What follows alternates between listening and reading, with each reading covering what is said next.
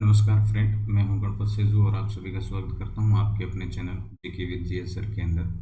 और आज का जो वीडियो रहने वाला है अपना विश्व व्यापार संगठन के बारे में कंप्लीट वीडियो रहेगा। थोड़ा लंबा वीडियो हो सकता है क्योंकि विश्व व्यापार संगठन है, इनके 3 वीडियो बन सकते हैं, परंतु मैंने short and sweet but complete अपनी जो थीम है उसी पे चलते हुए इसको तैयार किया है। तो वीडियो के लास्ट तक आप जरूर बने रहिएगा। रीट मेंस है या फिर कोई भी आप एग्ज़ाम की तैयारी कर रहे हैं जिसके अंदर WTO है, तो आप इस वीडियो पर बने रहें। और जो रीट है ना, इसमें SST जो सब्जेक्ट है ना उसके अंदर है, कॉमन में नहीं है। विश्व व्यापार संगठन को इंग्लिश में वर्ल्ड ट्रेड ऑर्गेनाइजेशन कहते हैं और शॉर्ट में इसको कहते हैं WTO।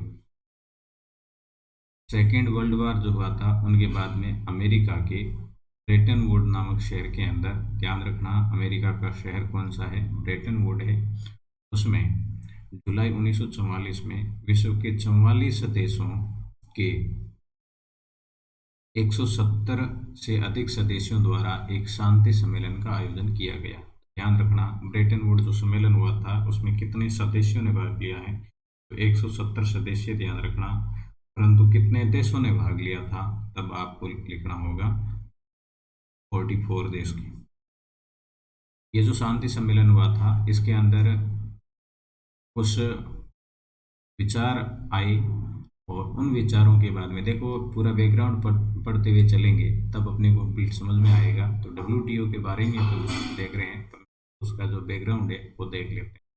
जो ब्रेटन वुड के अंदर सम्मेलन हुआ था उसके अंदर 3 संस्थाओं के नाम है वो सामने आए, ठीक है ना। पहला तो है IBRD जिसका पूरा नाम है international bank for reconstruction and development, जिसको विश्व बैंक के नाम से जाना जाता है।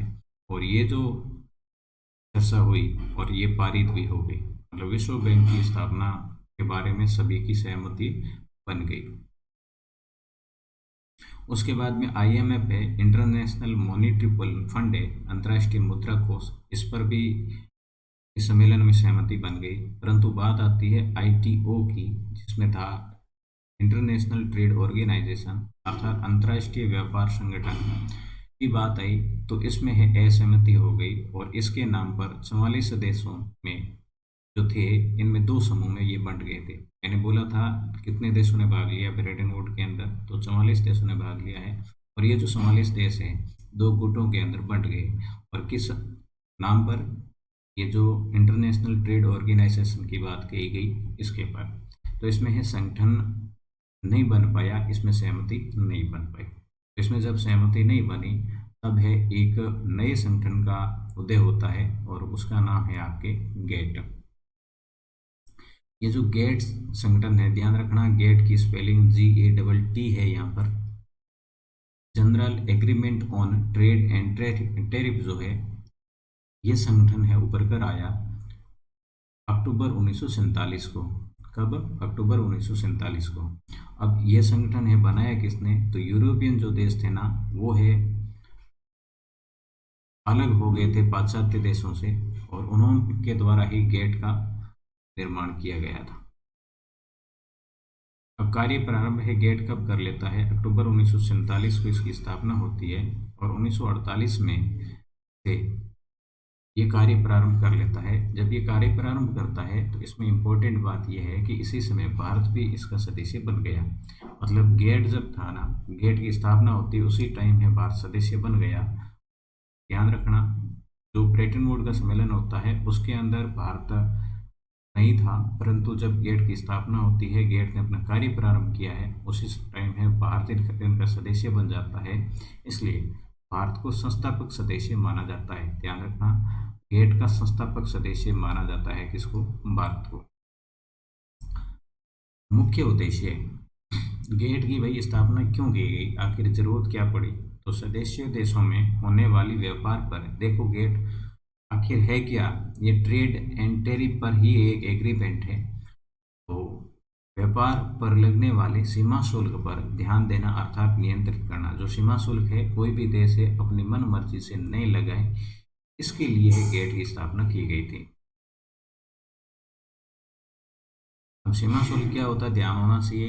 एक जब जब देश से गुड्स आती है, ठीक है ना, तो वो गुड्स है यदि दूसरे देश में एंट्री लेगी तो यहाँ पर है इनका टैक्स लिया जाता है। तो देश है उस टाइम अपनी मन मर्जी से टैक्स लिया करते थे, तो उस पर है अंकुश पाने के लिए गेट की स्थापना की गई। अब ये जो गेट है ना, इसके छठे और सातवें जो राउंड है, राउंड का अर्थ यहाँ पर बैठक होता है, क्योंकि यहाँ इनके राउंड ही हुआ करते थे गेट के। छठवें और सातवें राउंड के अंदर एंटी डंपिंग ड्यूटी एवं गैर सीमा शुल्क पर रहा, जो कि बहुत ही बहसपूर्ण रहा था। यहाँ पर एंटी डंपिंग ड्यूटी क्या होती है तो मैं आपको समझा देता हूँ। जैसे कोई भी देश है, मान लो दो देशों के बीच में, दो देश ए मान लेते हैं, ये इंडिया है और इधर से व्यापार कर रहा है अमेरिका, ठीक है। ये जो अमेरिका और इंडिया के अंदर बीच में व्यापार हो रहा है, तब अमेरिका के अंदर अपनी जो भारत की जो वस्तुएं हैं, ये भारत की वस्तुएं यहाँ पर उत्पादित की गई और यहाँ पर अपन क्या कर रहे हैं, खाली कर रहे हैं, मतलब यहाँ अपन लोड ले रहे हैं। अब क्या है, एंटी डंपिंग का अर्थ हुआ कि जो माल है ना अपना, जैसे कि अपन ने बहुत सारा क्या उत्पादित कर दिया है, कह सकते हैं सोना है, अपने सोना यहाँ पर अपन भेज रहे हैं और ये कहेगा कि हमारी कोई लिमिट है, इससे ज़्यादा है हमारे यहाँ पर ये सोना है, या फिर वस्तुएं कोई भी है वो आप नहीं उतार सकते, स्टॉक नहीं रख सकते, तो ये डंप नहीं कर सकते। डंपिंग पर भी कोई अगला देश है क्या कर लेता है, प्रतिबंध लगा देता है। तो यहाँ पर जो वस्तुएं यहाँ उत्पादित की गई, ये देश कहाँ पर ले जाएगा, तो ये एंटी डंपिंग था। इसके विरोध में है कानून लाया गया एंटी डंपिंग और गैर सीमा शुल्क। कई देश ऐसे थे जो सीमा शुल्क के अलावा भी कई अन्य शुल्क है वसूल किया करते थे, तो एक अंतर्राष्ट्रीय व्यापार करना है बड़ा मुश्किल हो गया था, इसके लिए इसकी स्थापना की गई। तो ये छठा और सातवां राउंड भी एंटी डंपिंग ड्यूटी और गैर सीमा शुल्क पर रहा।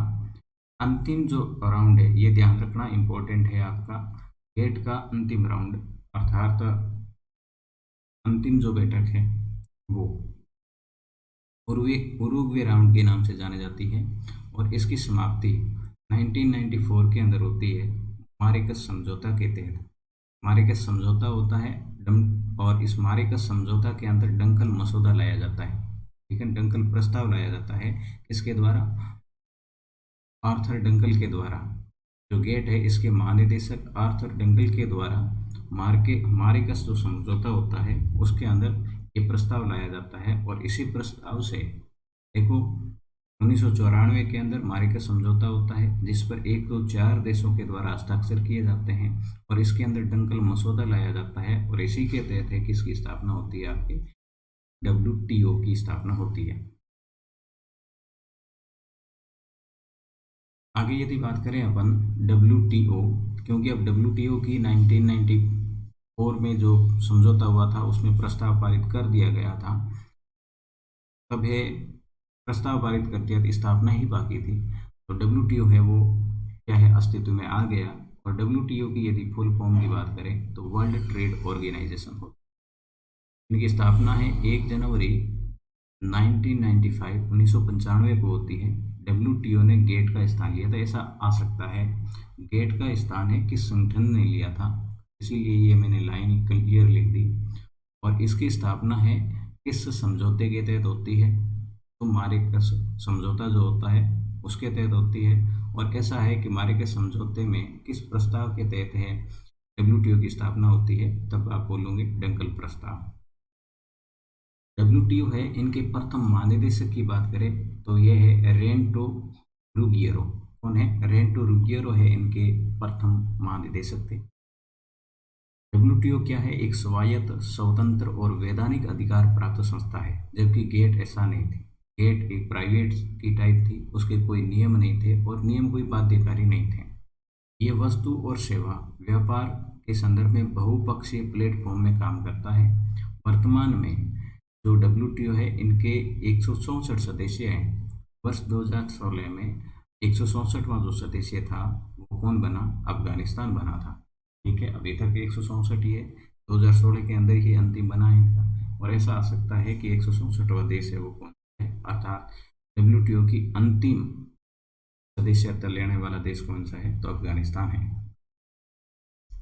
इनकी जो बैठक है वो वर्ष में, सॉरी 2 वर्ष में एक बार होती है, प्रति 2 वर्ष में है इनकी बैठक होती है। परंतु देखो कोई आपातकाल हो तो बीच में भी बुलाई जा सकती है, और ऐसी परिस्थितियां नहीं बने तो 2 साल के से ज़्यादा भी समय हो सकता है। ये एक औपचारिक संगठन है, ध्यान रखना। ये एक औपचारिक संगठन है, मतलब नियमबद्ध संगठन है, और इनका मुख्यालय डब्ल्यूटीओ है। इनका मुख्यालय कहाँ पर है, जिनेवा में है।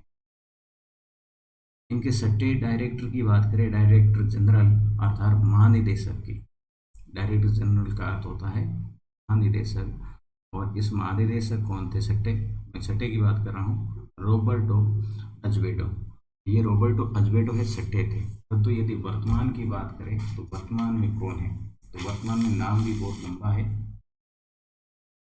मैं आपको बता दूं, वर्तमान में जो इनके हैं वो है नागोजी ओकोंजो आईवीएलो।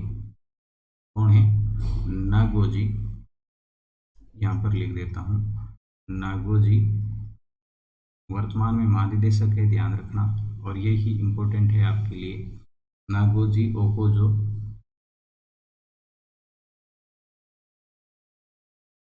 और इसका नाम है आईवीएलओ। ये एक ही नाम है, अलग नाम नहीं है, ठीक है। वाह भाई, ये नागोजी ओकोजो आईवीएलओ है, ये नहीं है, मतलब ये स्त्री है, ध्यान रखना, महिला है। ऐसा भी आ सकता है डब्ल्यूटीओ की प्रथम महिला महानिदेशक, तो नागोजी ओकोजो आईवीएलओ है। और कई बार ऐसा पूछा जाता है ये किस देश की है, तो ये देख लेना आप, नाइजीरिया की थी, ध्यान रखना। नाइजीरिया की 2 बार वित्त मंत्री रह चुकी है ये, परंतु वर्तमान में इनकी जो नागरिकता है वो अमेरिका की है, ठीक है ना। ये अमेरिकन है, वर्तमान में इनकी नागरिकता, क्योंकि 2 साल ही हुए हैं अभी इन्होंने ये नागरिकता ली है, नाइजीरिया की है थी। अभी तो वर्तमान में अमेरिकन है तो अमेरिकन ही कह सकते, परंतु नाइजीरिया मेरे ख्याल से ज़्यादातर ऑप्शन में आएगा आपके। तो नागोजी ओकोजो आईवीएलओ ये वर्तमान में, इनका कार्यकाल है महानिदेशक का कितना होता है, तो 4 साल का होता है। इनके फैसले सदस्य देशों के लिए बाध्यकारी होते हैं। जो भी इनके सदस्य देश हैं 164 इनके लिए बाध्यकारी है। डब्ल्यूटीओ जो भी निर्णय लेगा, विवादों का निपटारा है विवाद निपटारा समिति, डिस्प्यूट सेटलमेंट बॉडी के द्वारा है वो किया जाता है।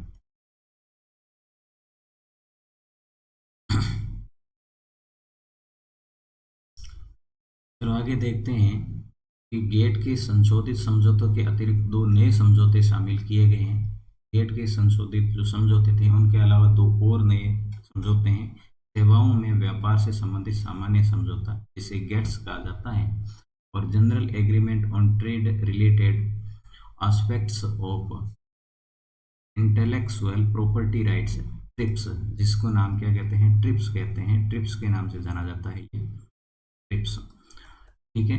ये 2 समझौते इनके तहत हुए हैं। डब्ल्यूटीओ के मूलभूत सिद्धांत क्या है, तो मुक्त व्यापार का सिद्धांत है पहला तो, और फिर है राष्ट्रीय समानता का सिद्धांत, और इसके तहत है देशी विदेशी उत्पादों एवं सेवाओं के साथ समान व्यवहार है वो किया जाए, ये इसके तहत बात कही गई है।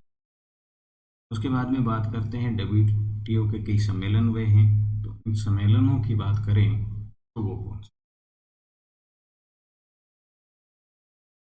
डब्ल्यूटीओ के सम्मेलन है प्रति 2 वर्ष में होते हैं, मैंने पहले बोला है। वैसे ये प्रथम सम्मेलन आपको याद रखना है सिंगापुर के अंदर होता है, और इनके डायरेक्टर है रेंटो रुगिएरो, और 11 दूसरा सम्मेलन है जिनेवा में, तीसरा सम्मेलन सिएटल में होता है। ये थोड़ा इम्पोर्टेंट है तो इसको देख लेते हैं। सिएटल में जो समझौता होता है सम्मेलन होता है, उरुग्वे राउंड की आलोचना की जाती है। सिंगापुर सम्मेलन में प्रतिस्पर्धा का नियम बनाया गया, और विकसित देशों को व्यापार में शामिल किया जाए, ये मतलब उसके अंदर प्रस्ताव आए हैं। अंतर्राष्ट्रीय संस्थाओं में तालमेल बिठाया जाए, यूएसए द्वारा श्रम मानकों का मुद्दा उठाया जाए, सस्ता श्रमिक नहीं हो, बाल मजदूरी नहीं करवाई जाए, यह यूएसए के द्वारा है मुद्दा उठाया गया भाई, सस्ते श्रमिकों का काम लेके कोई वस्तुएं नहीं बनाई जाए, बाल मजदूरी नहीं करवाई जाए। जापान एवं यूरोपियन संघ द्वारा कृषि को आर्थिक सहायता बहुत अधिक दी जाती है, उसे कम किया जाए। देखो अमेरिका ने ये मुद्दा उठाया कि जापान और यूरोपियन जो देश हैं वो क्या है कि कृषि के तहत लोगों को क्या है कि जो किसान होते हैं उनको आर्थिक सहायता ज़्यादा देते हैं, इस कारण है वो ज़्यादा कृषि करते हैं और सस्ते कृषि करते हैं और फिर है हमारे देशों में क्या कर देते हैं, वस्तुओं को डंप कर देते हैं। तो ये उन्होंने मुद्दा उठाया। फिर चौथा सम्मेलन है वो दोहा सम्मेलन है और इस दोहा सम्मेलन के अंदर क्या था, 2001 के अंदर हुआ है। इनके डायरेक्टर जनरल उपनिदेशक माइक मूर थे और भारत की तरफ से ये इम्पोर्टेंट ध्यान रखना, भारत की तरफ से इसमें शामिल होने वाले कौन थे, तो मुरासोली मारन उस टाइम वाणिज्य मंत्री थे। सम्मेलन दो गुटों में विभक्त हो गया था, एक तो विकसित देश था और एक अल्प विकसित देश थे।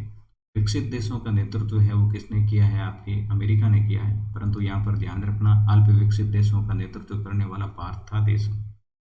तो ये जो दोहा सम्मेलन है ये इम्पोर्टेंट है, 2001 के अंदर होता है। भारत की तरफ है मुरासोली मारन है, इनके भाग लेने के लिए जाते हैं, जो कि भारत के वाणिज्यिक मंत्री थे। उन्होंने भारत ने क्या कहा, प्रशुल्क मतलब जो टैरिफ होता है, कोटा है, मतलब फिक्स कर दिया जाता है कि इतना माल ही आप कर सकते हैं उत्पादित या इतना ही आप उतार सकते हैं, ये फिक्स करने का जो मामला है ये उठाया गया।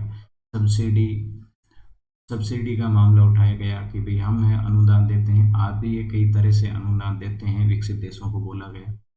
दवा के संबंध में कि दवा का पेटेंट जो है, जो मुख्य दवा है, जैसे कि भारत के बात करें तो भारत में जैसे नीम लेपित यूरिया जो है, ये ध्यान रखना आप, यूरिया तो कई देशों ने अपना अधिकार जताया कि भाई नीम से यूरिया बनाना, नीम का अधिकार है हम पर, हमारा है, परंतु भारत ने कहा कि नीम है हमारे अधिकार में आता है, अर्थात हम ही प्राचीन समय से नीम का प्रयोग करते आ रहे हैं। तो इस प्रकार से कई है भारत के द्वारा इसमें मुद्दे उठाए गए और अमेरिका के द्वारा श्रम मानकों का मुद्दा उठाया गया और डंपिंग विरोधी नियम भी लाए गए कि भी श्रम जो है सस्ता श्रम करवा के आप है वस्तुओं का उत्पादन कर देते।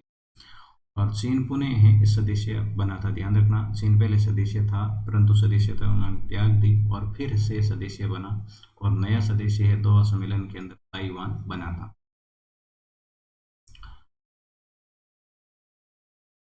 आगे बात करें तो 5वां जो सम्मेलन है कैनकुन में होता है, 6वां हांगकांग, 7वां जिनेवा, 8वां भी जिनेवा, 9वां बाली, 10वां नैरोबी, 11वां है ब्यूनस आयर्स में होता है जो कि अर्जेंटीना के अंदर है।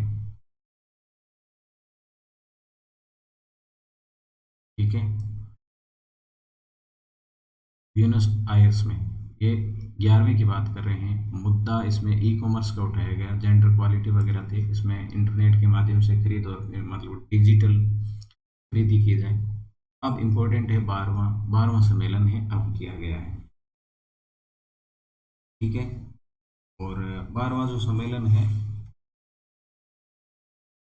मैंने कहा था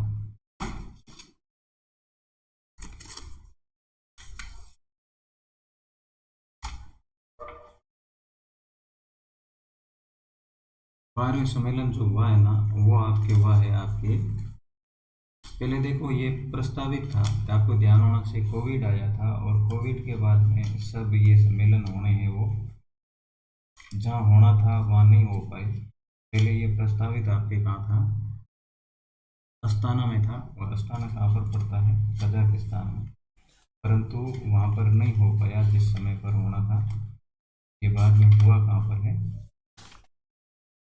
जिनेवा के अंदर हुआ है। और जिनेवा में कब हुआ है, जिनेवा में ये डेट ही खोज रहा था मैं, 12 जून 2022 को, यहाँ पर 12 जून 2022 को होता है। ठीक है, तो ये 12वां सम्मेलन है, इसको आप ध्यान रखोगे, जिनेवा का अंदर होता है और 12 जून 2022 को होता है। और एक तो ये वर्तमान जो अपने महानिदेशक है इनको ध्यान रखोगे आप, और दोहा के अंदर भाग लिया था भारत की तरफ से उनको याद रखोगे। डब्ल्यूटीओ के स्थापना के उद्देश्य क्या थे, तो व्यापार व्यवस्था में सुधार करना, रोजगार, प्रभावी मांग रखना, व्यापार में वृद्धि करना, व्यापार बाधाओं को कम करना, अनुचित प्रथाओं को प्रोत्साहित करना और विश्व के संसाधनों का उचित उपयोग करना। ये था अपने डब्ल्यूटीओ से संबंधित जितनी भी डिटेल बनती है, ज़ीरो टू हीरो तक मैंने कंप्लीट यहाँ पर की है। और ये वीडियो है अपने सभी दोस्तों के साथ में शेयर ज़रूर करना है, क्योंकि ये इस वीडियो के पीछे 4-5 दिन की मेहनत लगती है, कंटेंट है वो इकट्ठा करना पड़ता है और उसके बाद में आपके सामने लाया जाता है।